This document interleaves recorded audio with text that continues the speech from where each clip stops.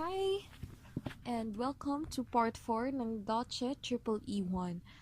Today, ang pag-uusapan natin is mesh analysis. So, with and without dependent sources, and super mesh. So, for mesh analysis, easy 3 steps. Number 1, assign a current direction per mesh. So, pwedeng clockwise or counterclockwise. If mali yung na-assign nyo, magne-negative lang naman yung current na makukuha nyo sa dulo. Next is, use KVL around each mesh. Express voltage in terms of mesh currents. So, napag-aralan na natin yung KVL, so dapat madali na yan. And number 3, solve the equations for the values of the mesh currents. Okay, example agad tayo. Agad-agad. So, we have this circuit. So, number 1, assign a current direction per mesh. So, gusto ko lahat, sige, clockwise. Ayan. So, inassign ko na ito si I1, hindi lang nakasulat. Tapos, ito si I2, at ito si I3. Okay? So, next, we use KVL around each mesh. Okay, so may dalawang ways to actually. Yung isa mas mahirap, yung isa mas mabilis. So, dun muna tayo sa mas mahirap. Siguro tip dito is, remember na kung ano yung sign na papasukan ng current, yun yung sign niya. Okay? So, for example, tignan mo muna yung mesh 1. Meron siyang dalawang sources and dalawang resistors. So, start tayo dito. Since yung I1 pumapasok sa negative side, pag ganyan siya, diba? Magiging negative 7. Tapos, since pumapasok din sa positive side, si I1, nung 1 ohm resistor, magiging plus 1. However, nakikita natin na dalawang current yung dumadaan sa 1 ohm na resistor. So, tignan mo yung galaw ni I2 sa kanya, opposite. So, magiging ganito yon. I1 minus I2. Tapos, si 6 volts, pumapasok siya sa positive side. So, plus 6. Tapos, lastly, si 2 naman, pumapasok din siya sa positive side. So, plus 2 times kung ano yung dumadaan na current sa kanya. Si I3, which is negative, and si I1, which is positive. Equal siya lagi sa 0 since KVL. So, makikita natin na dun pa lang, sobrang dami mo nang kailangang isipin. So, mamaya makikita natin na may mas madaling way.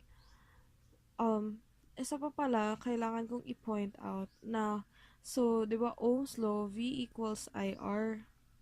Ang ibig sabihin nitong express voltage in terms of mesh currents. So, ito ay voltage since source. Ito ay IR. IR, di ba? So, voltage pa rin yan. So, voltage, ito ay voltage kasi IR. So, remember, pag KVL, ang ina-add mo ay voltages. So, marami nagkakamali dyan. So, dapat consistent ka. Tingnan mo kung consistent yung units mo. So, tingnan naman natin si mesh number 2. Ay na si mesh 1. Si mesh number 2 naman, start tayo dito kay 1 ohm. So, since pag ganun si I2 kay 1 ohm, pumapasok siya sa negative 1. Tapos yun nasa loob ng parenthesis, regardless nung sign niya sa labas. May sense ba yun? Pero ganun. So, negative I2 plus I1.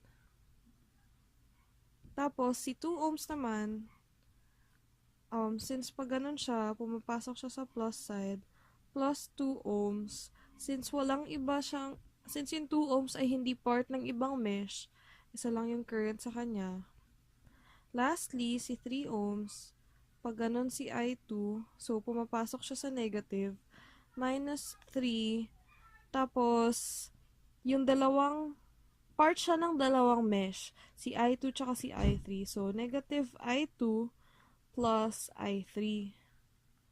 Magulo, no? So, ayan, V equals IR, tsaka IR. Ngayon, so, ayan, yan na si mesh 2. Lastly, kay mesh 3 naman, gagawin natin is, eto, madali na lang. Start tayo dito sa 2 ohms. So, pag ganyan siya, pumapasok sa negative, negative 2 times I1 minus I3. Tapos, since pumapasok siya sa negative side ng 6 volts, minus 6, tas dito naman, pumapasok siya sa positive, plus 3 times I3 minus I2, kasi pag ganun si I2. Tapos, kay 1 naman, pag ganun siya, pumapasok, plus 1 times I3 equals 0. So, bilangin mo yung component sa mesh na yan. 1, 2, 3, 4.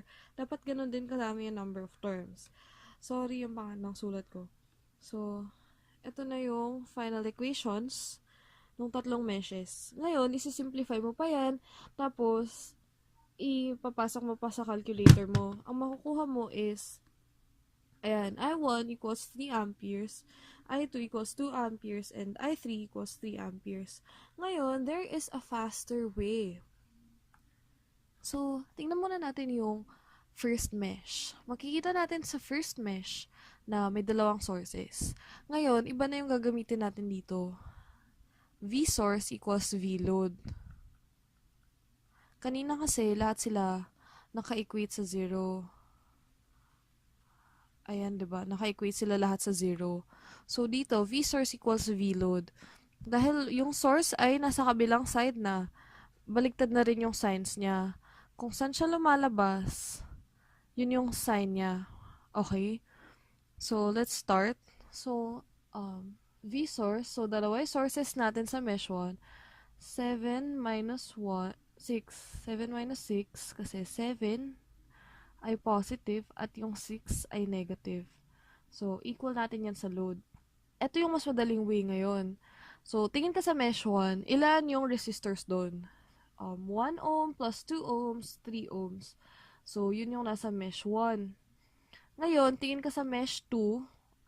Ito ay mesh 1. Tingin ka sa mesh 2, ano yung nag-i-intersect sa mesh 1? 'Di ba? Itong 1 ohm lang. Ngayon, since opposite ng ikot yung I1 at I2, isusubtract natin ngayon si I2. 1 I2.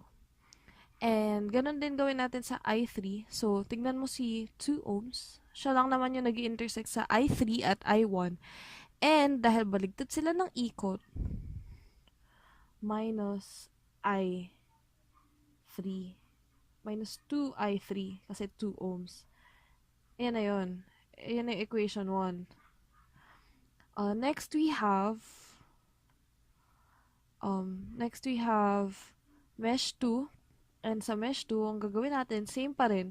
So, walang source, so 0 equals, ano yung mga loads ko? Ano yung load na nag-i-intersect kay I1? So, C1. Pero, since magkaiba nga ng ikot, ito ay pababa, ito ay pataas, ang mangyayari is negative I1.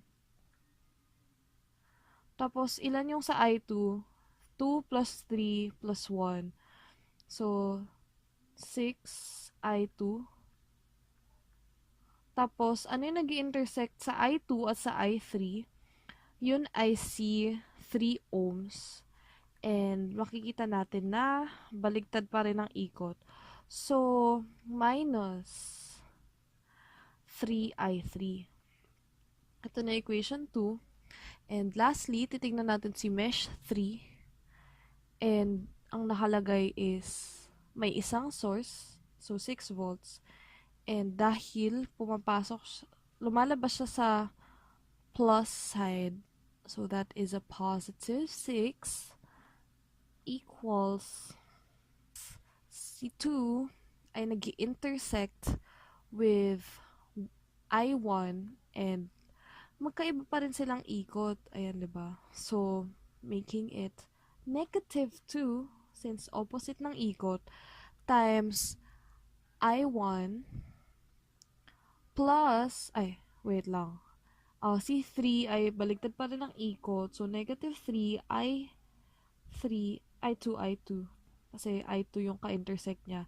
Tapos, pag sa I3 na, bibilangin mo na kung ilan yung total. 2 plus 1 plus 3, that is 6 I3. Okay? So, mas madali siya ngayong i-input sa system, sa calculator. Kasi, ayan na yun eh. Ilalagay mo na lang, 'di ba? -1, 6, -3 equals 0, ganyan. Makukuha mong sagot, same lang din. Okay? So, just to summarize yung nangyari dun sa technique na tinuro ko, una, si source, V source equals V load, okay? Tapos, pag source, kung saan siya lumalabas, yun yung sign niya. So, in this case, 7 minus 6. Kung ano yung mesh na tinitingnan mo, dahil to is si mesh 1, yung I1, i-add ko lang lahat ng resistors. So, dito, 1 and 2, so 3. Dito naman sa mesh 3, 3 plus 1 plus 2, kaya 6. Sa mesh 2 naman, 2 plus 3 plus 1, 6 din. Kung ano yung mesh na tinitingnan mo, add mo lang yung total resistors para sa current na yon. Tapos, para naman dun sa ibang currents, kunwari si I2, titingnan mo lang yung intersection nung mesh na yon sa current na yon. So, mesh intersection ni mesh 1 kay I2 is yung 1. Tapos, tignan mo kung same sila ng direction or different. Okay, so, try nyo tong practicein and masasanay din kayong tumingin kung same yung ikot or baligtad yung ikot. Last na, it helps na lalagyan nyo ng direction. Kunwari si I2, mahirap isipin mo lang kung ano yung ikot niya eh. So, kung kay I1, pag ganun siya, ay, kay 1 ohm pala, pag ganun siya, tapos si I1, pababa. Para mas ma-visualize nyo rin kung ano yung ikot.